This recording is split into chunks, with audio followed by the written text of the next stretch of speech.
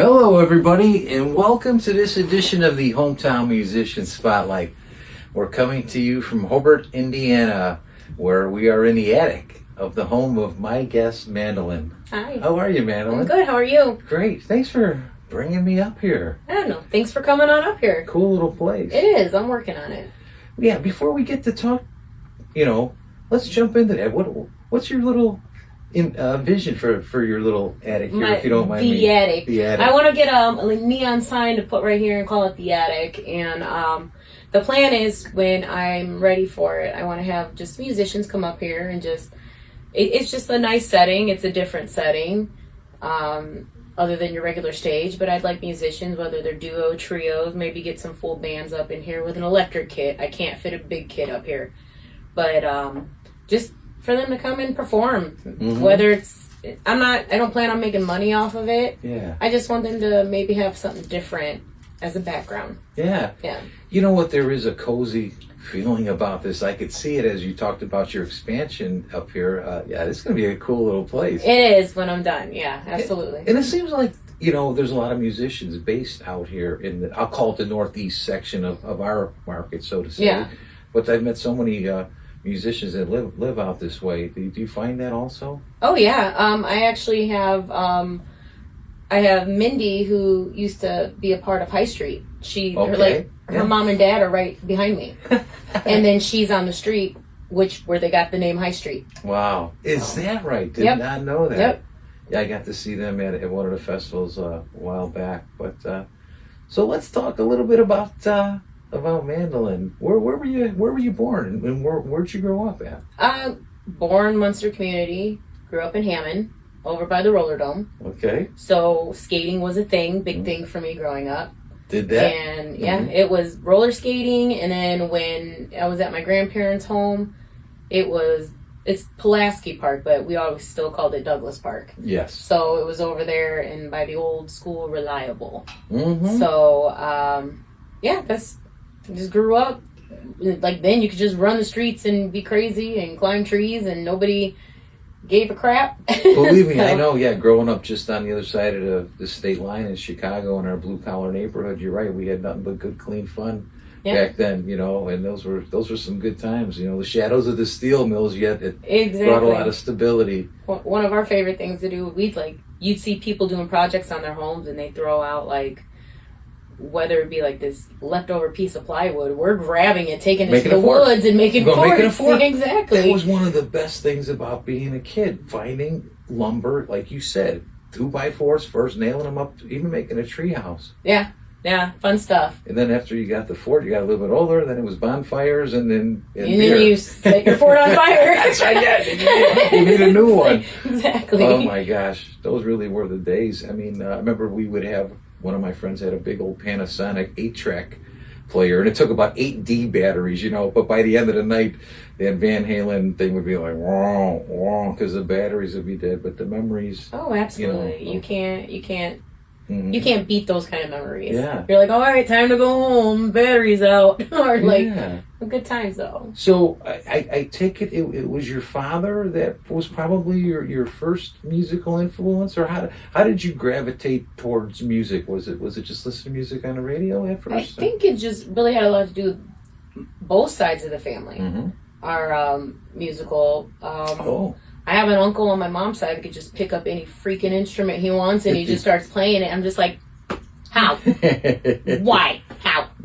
So, and then on my dad's side, you have Keith Benson, my uncle, and he actually used to play, I think, was it Fox's Pizza in Illinois? Yeah, that's a pretty popular place, like in Oak Lawn around there. Yeah, he had a residency there for years and years and years. And he made his living being a musician, and then my dad was a musician, and I'm like, I'm not going to college, I'm starting a band.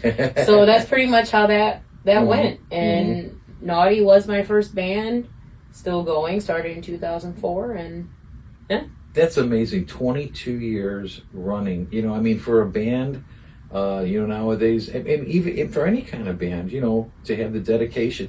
Has the cast changed much over the years? With Yeah, Nawty? it actually has. About 3 years ago, it was probably like my last major change. Mm-hmm. And then the past 3 years, it was just fill-in after fill-in after fill-in. And then I just finally had to put my foot down and say, I'm not doing fill-ins anymore. Mm-hmm. I miss that solid core. Mm-hmm. To me, there's bands that have multiple fill-ins all the time and they're stuck in this rut, and I noticed myself being stuck in this rut, and I wasn't happy. Yes. So I'm like, no, I always want to continue to grow, constantly rotate songs in and out. Of course, you have your standards that are going to forever stand the test of time. Mm-hmm. Yes. It's just the way it is. But I always want to rotate in new songs that are like even like the top 10 on the Billboard, top 100 on the Billboard, because like my motto has always been, you have fresh 21-year-olds every weekend, and you have to appeal to them, because as we go on, like, people retire, they have grandkids, they get married, they move away. You don't forever have your fan base. You have to continually build it.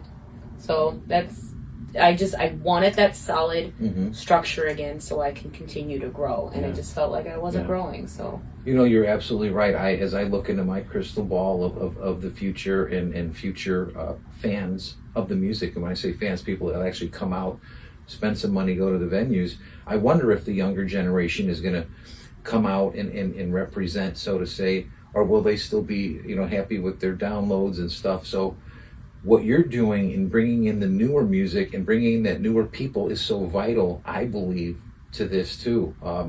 We do need more audience. We can't forget, because like you said, most of all, I'm a baby boomer. Once we go away, we're a big force right now, kind of, in terms of, but once they start retiring and moving away and going to Florida or whatnot, we need somebody to come up the ranks. So I'm glad to hear that you're holding up those standards. Yeah, it's hard, it's tough, and it's been a battle the past 3 years. But trust me, I feel so much better now that I have like this solid core, and we're already learning new songs, already putting in new medleys for Nawty, and I'm just like, I finally like some weight off my shoulders, and I feel okay again. Yeah. Yeah, it was like for when you've been doing that for so long, and then you get into this rut, it's a mental toll, and it sounds silly because you're just playing cover songs, but no, like, you really give yourself to the music, whether you're playing originals or covers. Yeah.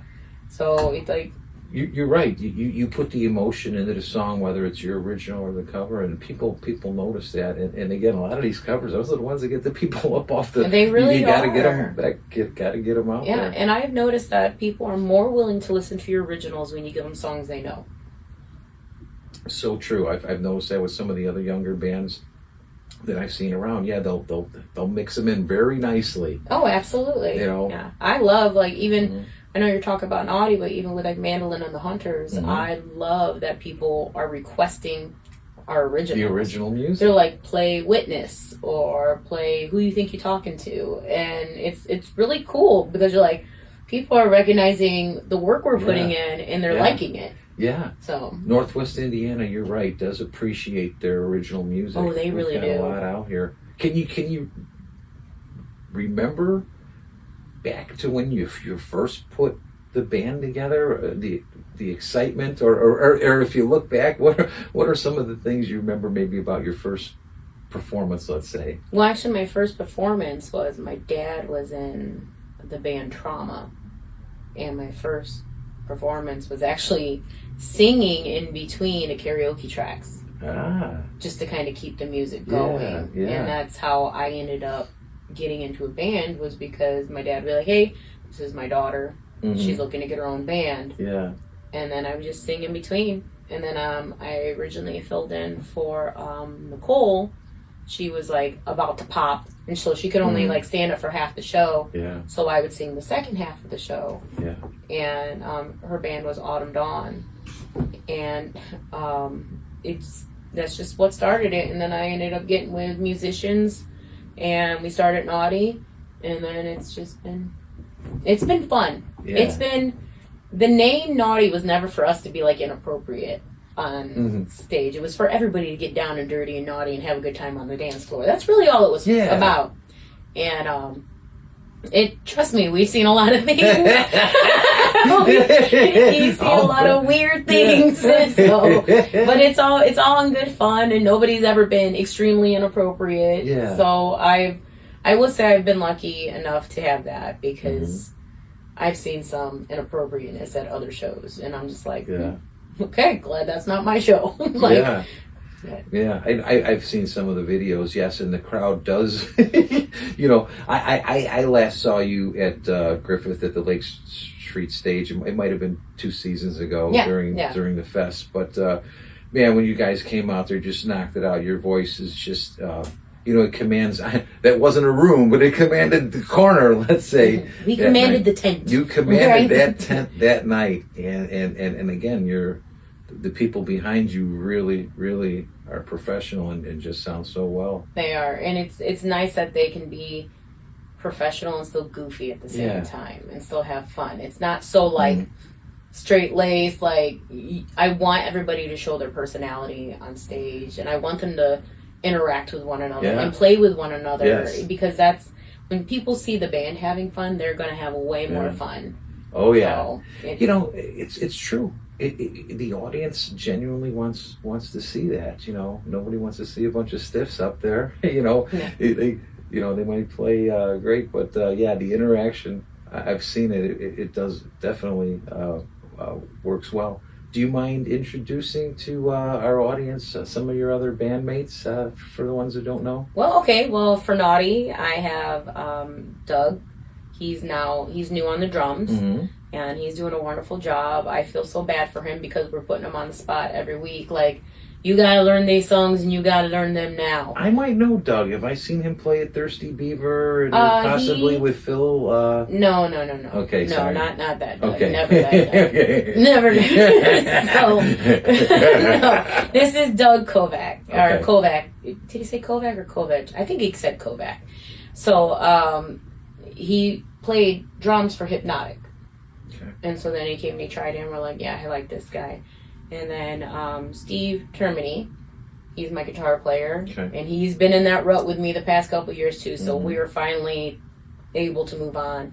And then we got Brian Smoller, who is was Retropolitan was his band. And then he also played for Jesse and the Fizz. And now he said he's done doing the fill-in stuff too. So he was looking for that solid core. And as soon as he said that, I'm like, same. Yeah. So we ended up getting together.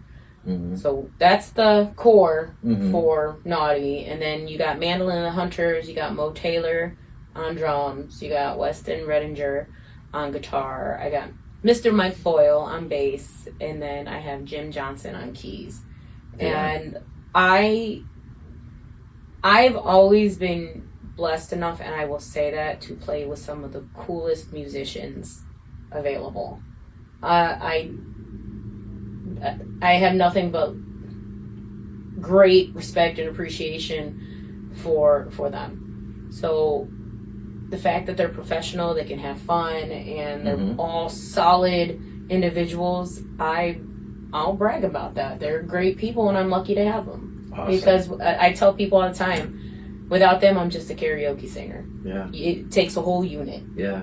You and I talked off camera about sometimes only being as good as the people behind you. Yeah. You know, and without the team behind you, it's a different thing. It is a team effort. Like you can have the best singer in the world, and if you have a band that's just like, you're like, what is going on right now? Then you're like, you're like, please get a new band, please. Yeah. So and it's the same thing with just, if you can have the greatest band, and then if you have I don't even want to say like a mediocre, because even mediocre vocalists are just there to have fun, can get by and have a good time, and I want to go and watch these people have a good time. It's kind of another reason I go to karaoke. I love watching people have fun. I'm a people watcher. But I love karaoke. Next time you go out, let me know so I could show you a couple songs that I do. All right, I absolutely will. All right. I could do a mean version of Pour Some Sugar on Me. Nice. I go every Tuesday. Well, actually, Zodiac let me get up and sing it once years ago at our I bar. love so, Jill. She's yeah. probably one of my I favorites. know, great people, aren't they? She's Jill and Mark, just good people. Really are. They're just so Yes, kind. I know. So, that's cool that she let you get up. She's Yeah. all about that. The more the merrier. Yeah. I'm like that too, but I always joke. I'm like, Hmm. we better not suck because my You better sound not man will suck, turn right? you off. Yeah, exactly. Yeah, That's no, how you, you know you can't suck. suck. Yeah, you can't just sing it just because you like the song. You better do it right, you know. Right. So, Standing Outside Your House, Mhm. your new single. Yes. And that is performed and done with Mandalyn and the Hunters. Yes. And wow, you know, when you listen to that song, and it's one of those songs we've all been there before, where you know you kind of still hold on to a relationship that maybe has gone far, and then you finally get that confirmation Yeah, like that it's over, and you know, if I dare say, it somewhat has a country-ish, blues-ish feel to it. How do you feel? And how did that song come about? Did you write all that yourself? Yes. And, okay. I wrote that song, and I just do what a lot of musicians out there I'm sure do. Is like you get something in your head, and we have a wonderful voice recorder now on our phones, so we just record snippets of something in our mind, and that's been sitting in my phone for a couple years. Yeah. And then I just brought it to the guys. Yeah. And I go, look, this is it. This is how I want it to go. Yeah. And they just brought it to life, and they helped me build it, and they listened, and we all built it together during the whole process of finishing the writing. Like, I was like, these are the notes. I don't care. Me, like, when I bring a song to them, like, these are the basic notes. Yeah. If you want to throw a little something in there to switch it up, please do. But this is the basics of it, just so I can get through it to sing the song to you. Yes. And they did amazing. Yeah. They did amazing.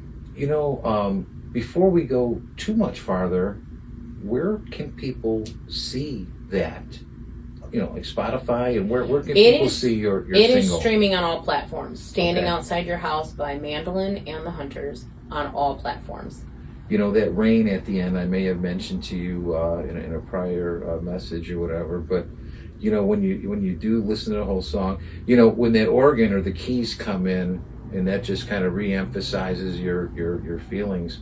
But somehow I feel like at the end, you know, with the rain coming and whatever, I just get the feeling that there's a sequel there for that person, that rain is actually washing away all the tears too, and by the time the rain's gone, everything will be better again. Will there be a continuation to that, or are there more songs in the pipeline? Oh yeah, the album, the whole CD will be released April 25th. I did not know. I'm sorry. Yeah, I know. I'm doing that 3-band blues show, and it's like Women of Beale Street is what we called it. And it's like Lexi Blue, Gina, and Johnny, but it's just like we're focusing on the ladies. So Lexi, Gina, and Mandalyn, we all met through the International Blues Challenge. Oh, the one in Memphis. Yeah, we all met through that. Like, I went down in 2024, met Lexi. We actually were lucky enough to walk away with 3rd place. Wow. So that was awesome. Wow. And to see all the freaking talent down there, it's ridiculous. I know. It's I've interviewed 2 other blues artists that have been down there in the last 2 seasons and have done very well, and they've told me it's just an incredible conglomeration of blues musicians from all over the country. It's just in the connections that you make, just everywhere you turn. Oh, what is she doing? Sorry, ladies and gents, we have a cat that's very interested in the camera. So if she jumps up and you see her, that's why. But anyways, so I met Lexi down in there, and she was competing as well. And then she ended up going the next year and meeting Gina. And then Lexi and I have been wanting to do a show for the longest time. And our schedules are so ongoing, we just couldn't hook up. So then when we met Gina, we're like, we're going to do this. Yes, yeah. So then we did our first one at the Madison Theater in Kentucky. And what a blast. I mean, it was like the smaller room, which I honestly never expected the big room to begin with. I'm like, look, this is new. We're going to be in the small room. cool with me. Yeah. But the smaller room was packed. Mm-hmm. And that's all that mattered to me. Like, Yeah. people who didn't know these bands. Yes. Obviously, Gina had her people. That's her Yeah. area. But there are a lot of people who didn't know these bands. They're like, we're going to see what they can do. Yeah. And they stayed and they danced and they had a good time. Yeah. And it just... So I considered that a success. Mm-hmm. And then we went up to the Token Lounge in Michigan for Lexi's people. And then another almost sold out. Yeah. Lexi did her job and she kicked some ass in the promotion. So I got a hold of Decibels and I said, I want to do this, but I want to do it at Decibels. Is it okay? They're like, absolutely. April 25th. I'm going to pimp it out again. April 25th. Be there, April 25th be at there. Decibels. And it's $25 a ticket. I'm just doing general admission, first come, first serve. The kitchen's going to stay open the whole show. So, and we'll have a bar, but it is 21 and over. They don't have a license for the youngins, and I'm not going to ask them to do that. It's their venue. We'll let them do what they want to do. But I didn't want to go crazy on like the VIP tickets or anything like that. I was like, look, I just want people to come and have a good time. Mm-hmm. $25 for 3 bands. That's nothing. That's nothing. I mean, like, you tip when you go in. It's exactly. not much different. Yeah. It's not. It's not at all. Yeah. So all that money goes to pay the bands directly. Now, of course, I'm going to pay like the security because I'm like, what was awesome about Decibels, they said you could have it. Mm-hmm. I was like, well, I'll create the event. Yeah.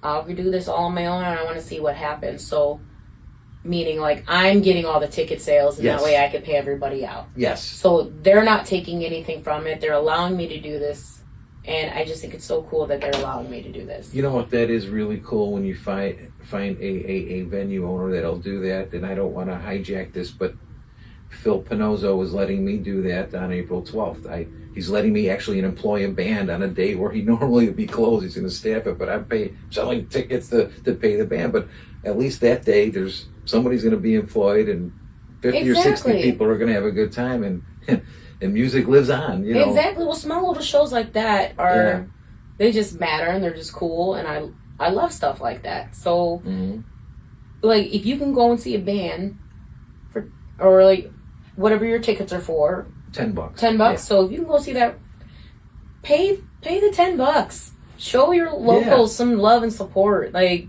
we're trying to make it too. And it's like, and me, I'm like, I'm never ever gonna look for Beyonce status. That's never something I wanted. I want to be able to pay my way doing what I love, because it is a privilege to be able to do so. Oh, no doubt. Musicians are like deities to me. Yeah, I mean, they can do no wrong, Yeah. So, and I love to see the venues out there, and there's so many out there that cater, I'll say, to the musicians, and week in and week out, do employ these bands, and they can't always make money every night. No. But it's sure great to see that their dedication. What have been some of your favorite occasions or nights? Like I think actually the last time I saw you wasn't in Griffith. The last time I saw you was St. Patrick's Day last year, the Sunday before St. Patrick's Day. Okay. So you were in Griffith somewhere at a hall or whatever. But it was like I can't remember it all. Not Griffith, excuse me, Cedar Lake possibly, or where do we do? No Cedar Lake. I'm trying to think. Oh, I know what you're talking about. It was Cedar Lake. What it was called, Great Oaks? Yeah, it's Great Oaks for the St. Pat's. Yeah. I forgot where I was going with that now, but have another beer. But well, cheers to that. Yes, there you go. Wine, folks. Yeah. So have there been, over the years, any specific nights that were just really crazy fun, like maybe you performed for some special guest or anything like that, or? Well, I will say probably one of the most unique gigs, and it was absolutely fun, was a gentleman hired us specifically for his wife's birthday. Okay. And it was at like was it Legion or something? It was just like at one of those Legions, Moose Lodge kind of setups. And He didn't know because he hired us on his own, so he didn't know if he could promote it to the public or not. It ended up being only like 10 to 15 people. I didn't care. They had a good time. Yeah. We played music for them. They had a good time. They fed us. They gave us drink. Yeah. And, you know, we're not big booze hounds anyways, but like, it's, have a beer or two and here, take these. And like, they always try to give you like the tray of chicken. I'm like, I don't need this much chicken. And I don't need it all. So, but that was a good time. That was actually a very good time. And it's like little things like that I appreciate more. Just because people are just like, no, I just want for this private event and I don't care if it's 10, 15 people. Yeah. He's like, next time we do it, he goes, he kept apologizing all night. I didn't know I could open it to the public. I'm so sorry. I'm like, no big deal. We had a good time. Your wife had a good time. You surprised her. She walked up. She was happy, surprised. Yeah. And, you know, I sat them down. I took a picture of them and then I put them on Facebook. I was like, when you know, hired the band just for you and your wife. And it was just those two. So they were awesome people. I appreciate stuff like that. Yeah. So were you in Nashville for a while too, or I just went and recorded in Nashville. Yeah. It's nothing crazy ever happened down there. Yeah. I just went and recorded a couple times, and then even with the blues band when I did the EP, went to Nashville to record. Yeah. So that was. You're probably purring too close to this. If you can hear a purr, I'm sorry. But that was actually fun too. It's crazy. It's just a whole different world in Nashville. And when people up here are complaining about wages and stuff, I'm like, well, you can go to Nashville to where they just play for tips all day. That's what I've heard. I've heard you play 4 like gigs a day for like $40 a get. You know, tips only. Yeah. And so if nobody's tipping, you're playing for free. Yeah. And then it's but the studio musicians down there, they have their own union. You have to use studio musicians.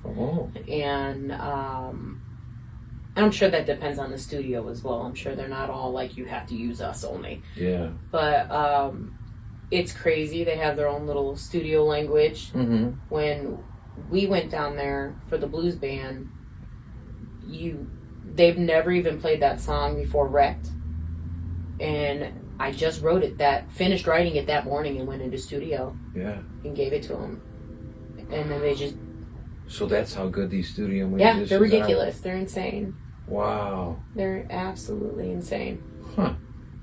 Would you say that, you know, if you had to commit to a genre, what's got your heart? The blues or pop? I love the blues, but if anybody who truly knows me, I always call it like orchestrated goth. Okay. All right. And it's just what I call it. Like Sarah Brightman or Amy Lee. Okay. Like, you know, the Evanescence, like like this big, like in this moment to where it's like big orchestras behind them, but they're singing this goth. Or you have Sarah Brightman, she's very operatic. She's got this very high soprano, but it's so pretty. Yeah. Like if I could get away with doing stuff like that, I would. But even I bring that into the blues band when it comes to writing. I want the theatrics, the drama behind the song. Yeah. And you mentioned how the country blues, when we write, I want every song.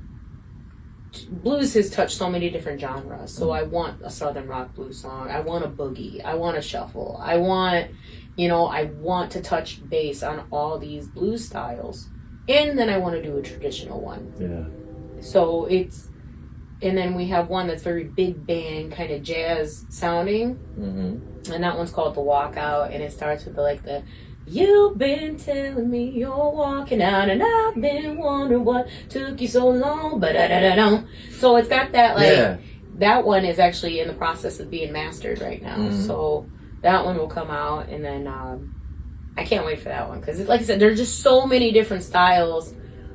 Our songs on this whole CD coming out, none of them sound the same. And that's awesome. Just what I want. That's what I'm looking for too. You know, I come from an age where if you bought an album or CD, you listen to every single song, even if you didn't like some of them, but still 7 or 8 songs. And so I like to have an album that is not the same stuff, a little variety, and you definitely achieved that blues/country meld with that song. I mean, it definitely has both of those feelings. I had a lot of people say that's a crossover R&B song for sure, and I'm like, it's just what came out. It's like it's not even my story. Yeah. But it's a lot of women's story, and a lot of men too. People. Yeah, I mean, it's a lot of people's story. Yeah. Like, just here on my way to go get my things. We just broke up, and I see you have somebody new already. You moved on quick. Yeah. So, and I know you mentioned the band members. Who is the keyboard player on that song? Oh, that's Jim. Jim. Yeah, Jim Johnson. Yeah, because that really that brings the heartache right with it too. Oh, it does. It really. He's insane on the keys. Mm-hmm. He's mine. He's mine. Nobody mess with JJ. Nobody touch him. Yeah. So, leave him alone. But no, he's ridiculous. He's insane. Mm-hmm. There's a gig coming up. Actually, March 7th. Is that your next gig? The one coming up in Austin? At the Austin. Yeah. Yeah. What are some of the other gigs? Excuse me for using the term gigs. What are some of the other shows that you have upcoming that you're looking forward to? That's so hard to answer because all so of many us. Great places. Well, I mean, all of us as musicians, like. Sometimes we don't know where the hell we're going to be until like the day before. We're like, where are we this week? I do know that one's Austin Tavern. Will that be a full band at Austin? No, Jim is still in Florida. Okay, so, that's right. He's on vacation. So we are going to do that with just the 4 of us, which is fine because it was just the 4 of us before Jim came along anyways. Yeah. So we could totally do it. There's just a couple songs that we'll omit for the night. Yeah. And then like Witness is very strong. Mm-hmm.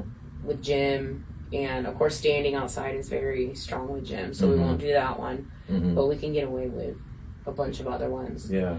And then the blues band also does funk stuff too. And so, oh man, I love me some funk. And we do some funk, and then we do some Tina Marie, the Gap band, the SOS band. And then I'm coming. I'm there. You have to. I'll let you know when it's like. That's my stuff. Yeah, man. that's the stuff that we won't be able to do that night. But trust me, still come. You'll have a good time. Yeah. But that's like. I even love that Mo. He's got that little pad, and he'll do like the little bottle rocket sound, and then you drop the bomb. Drop the bomb on me. Yeah. And I was joking with him. He's like, "Well, who's gonna make that sound?" I was like, "Well, I was just gonna light a bottle rocket and throw it in the. I'm gonna throw it in the audience and see what happens." It's so. I'll let you know when the full band gig comes. But for anybody else, you just go to mandolynblues.com. Mm-hmm. All of our dates are on there. Yeah. So when it comes to Mandolyn and the Hunters and then Nawty, you're kind of looking at 2 different shows. Are there some songs that are common to both? Like there are, but when I got the solid foundation for Nawty again, then I gave a lot of the funk songs from Nawty to the blues band because I want to keep that blues, funk, and like blues rock. Yeah. And then I want Nawty to go back to because it's been a while and I've been wanting this for a while. I want to go back to doing the Red Jumpsuit Apparatus or some more Green Day again, and but there's songs that travel across bands that just work. And I was telling a gentleman on Facebook, because he mentions sometimes bands are repetitive, and I was like, it's just what people like. So my example to him was, we tried Paparazzi by Lady Gaga. We did it wonderfully, but nobody cared. Mm-hmm. Yeah. So now we're going to bring back Bad Romance and Poker Face, because those are the ones that are getting people going. Yeah. And then we just got a Taylor Swift medley going. Mm-hmm. And people, we've only played it a couple times, but people were like, oh my God, it's T Swift. Yeah. So they're freaking out. It's like a 9-minute long medley of Taylor Swift songs, and they're loving it. So, it just, I am trying to separate the two. I want people to know if you come to see Nawty, you're still going to dance and have a good time, but it's going to be more like party rock. Yes. Mm-hmm. And then, even if it's like a rocked out version of, well, my Sharona is more poppy rock.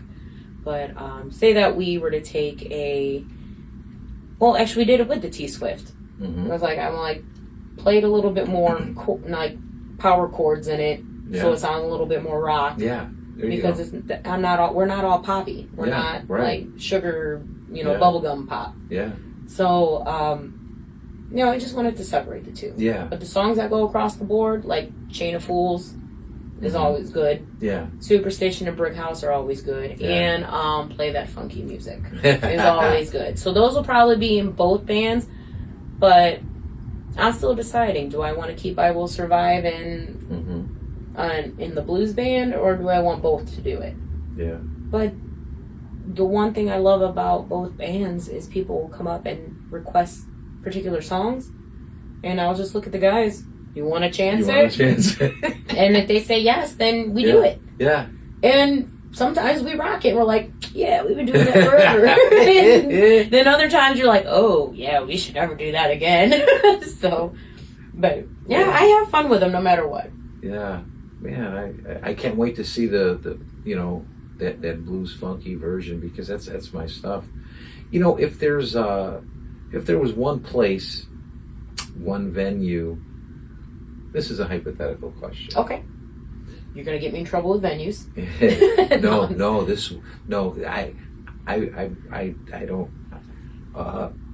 If you had your choice of any venue in the world, whether that venue still exists or not, any stadium, any outdoor hall, any shed, that you could play in that you have not played in, what would be your pinnacle room to play in? Red Rocks. Red Rocks. Boy, that's a popular answer I have.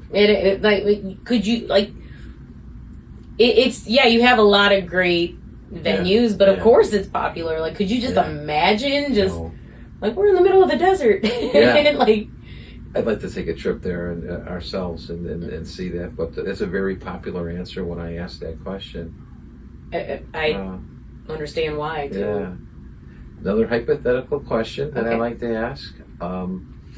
If you could, and not everybody wants to switch spots, but if you could switch lives with another singer or musician for a whole weekend, you could be them on stage or off stage, or simply nudge a singer out of a band and you be that singer for that band, what would be your...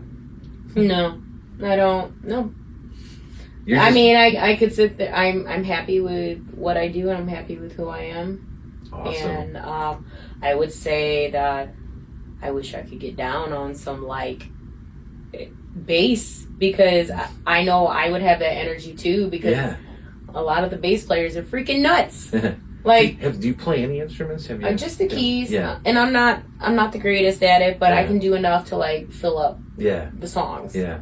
Which I actually just started doing again in Nawty. Mm-hmm. Because it's just so when Jim's not available in with the blues band, he'll actually come over and do Nawty songs too. But when he's not available, I'll be doing the keys. Yeah. But whenever he's available and I can focus on the people, because that's what I would prefer to do. Yeah. Then that's what I'll do. Yeah. But I don't mind playing a few songs here and there. I just don't want to be on the keys the whole time. That's not fun for me. I would rather interact with the people. Yeah. And then, but I do play the uke.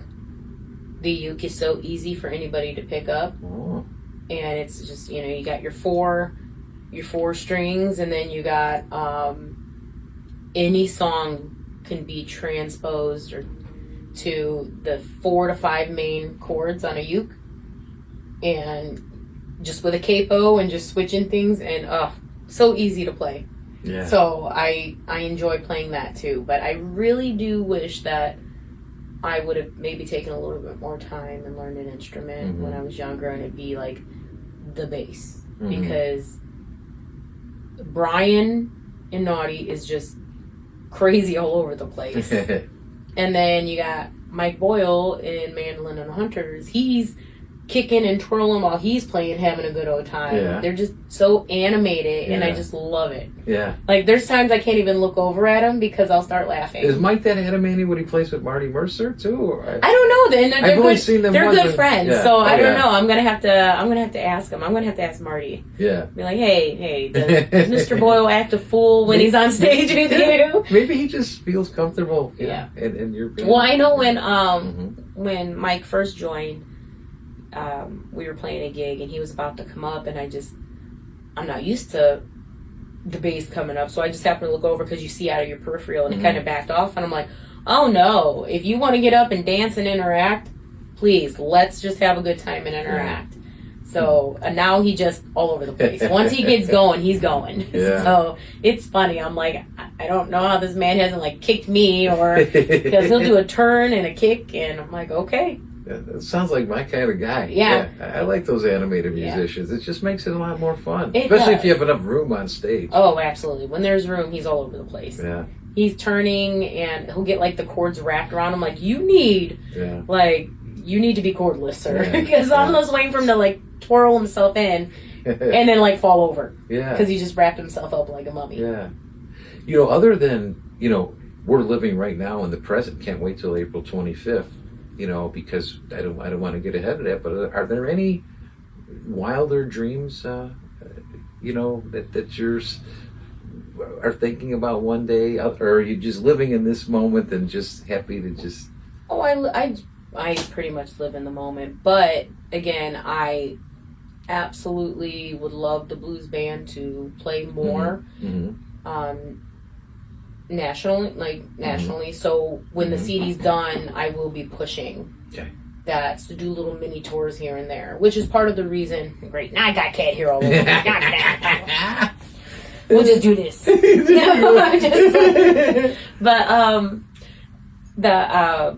That's why I was doing the thing with the three ladies, the three female Yeah, fronted. yeah. I was like, because then if we can make that a show and just kind of tour a little bit with that would be fun. Yeah.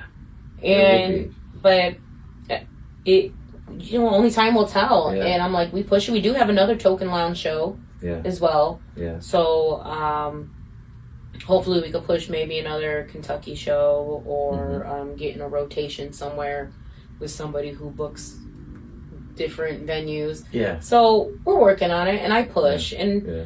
like, I'm one of those people, I will annoy you until you tell me, yes, you can have a show, or go F yourself. And I will push and push and push. And but that's what a lot of us musicians do. Yeah. So we push until we're told basically screw off, or yeah, you can have a chance. Yeah. And the one thing I will say is, like, I will not let you down. There you go. I will not. Yeah, you definitely bring it. You bring the goods. No. So two questions Mhm. before we wrap it up. Is there anybody that you'd like to thank? Any specific people? Well, I'd like to thank my mom. No, I'm just going on. Yeah, no, I'm just gonna say, anybody that was always in your corner. Anybody you want to thank? Anybody that gave you a big break? Anybody that believed in you? And I've had a lot of people believe in me, and it's not just one specific person. And I've had a lot of people who appreciate, but they also appreciate all the musicians. I will say, and not to get off track, but I will say the musicians in our area, I would put them up against musicians in a lot of area, because we have some badass players, some badass mofos in our area. I concur. So, if anybody says anything about, oh, you should go here to Branson, I was like, fuck that. Nah, just come up here for a No, weekend. come here. Like, just your mind will be blown with the musicians that are in our pocket. Yeah. So, I don't know. We'll say thank you to everybody who networks. Yeah. Who's not stingy. Who's not like, oh no, that's my venue only. Because I will always give numbers, and I will always give you props and all that good stuff. I want everybody to win. Yes. I want everybody to be good, and then we could go back to the thank you, mom. But if you talk to my mom, she'll tell you I'm the prodigy and my brother's the kid. He's Cool. the trouble problem, Yeah. he's the problem child. But Yeah. and then of course my dad for getting me into the music. Yeah. I mean, I've always been musically inclined, Mm-hmm. but if it wasn't for him letting me do karaoke, Yeah. I never would have started Nawty, and I never would have started that process. Yeah. So Yeah. And then the last question, how does everybody keep up with you and your bands? What are your platforms? Tell us how everybody can follow you. all right, once Nawty, I've been holding on to the Nawty Facebook, not the Nawty band website since COVID. COVID shut everything down, and I've been still paying it on it since then. But once Nawty gets our new promo videos, which will happen once Doug's ready to go and like full time, and I will get that up and running. So naughtyband.com will be that. But right now it's just Facebook. I don't do the Facebook and the Instagram and all that stuff. Nawty has an Instagram. If something gets posted, it automatically gets posted to Instagram, but I don't interact with Instagram. Mm-hmm. Same for the blues band, Mandalyn and the Hunters, mandolynblues.com. It has all of our shows on there. It has a little bio of everybody and some videos. And then again with Mandalyn and the Hunters, you can either look up Mandalyn or Mandalyn and the Hunters on your streaming platforms. And there we are. Ta-da! Ta-da! So there you go. Yeah, so check all of those platforms out. You won't be disappointed. Like she said, you're going to be happy. Anyway, that is going to wrap up this edition. Wow, that was pretty fun. That's going to wrap up this edition of the Hometown Musician Spotlight. Once again, I'd like to graciously thank Mandalyn for allowing me to come into your home and talk to you. And so, well, until next time, everybody. Peace. Peace.